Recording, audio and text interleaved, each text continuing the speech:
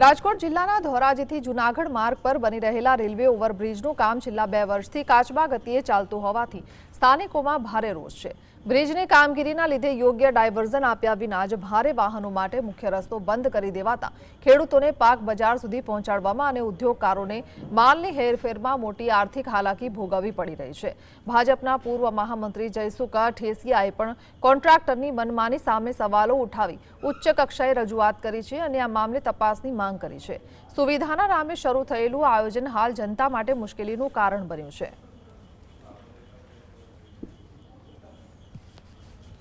ઘણા સમયથી આ ધોરાજી જૂનાગઢ રોડ જે ફાટકની ઓવરબ્રિજની કામગીરી ચાલે છે એકદમ ગોકળ ગતિ, એટલે હું તો કોઈ ગોકળ ગતિ ન કહેવાય, ચાલુ બંધ હોય છે ને રાહદારીઓને એટલી મુશ્કેલી પડે છે ને હમણાં તો થોડાક ટાઈમ પહેલાં ભારી વાહનો માટે રસ્તો પણ બંધ કર્યો છે ને ડાયવર્ઝન આપ્યું છે 7-8 કિલોમીટર જમનાવળ બાજુનું, જેથી કરીને ઈંધણનો પણ વ્યય થાય છે ને તમામ ટ્રાન્સપોર્ટવાળા છે, બસોવાળા છે, ત્યાંના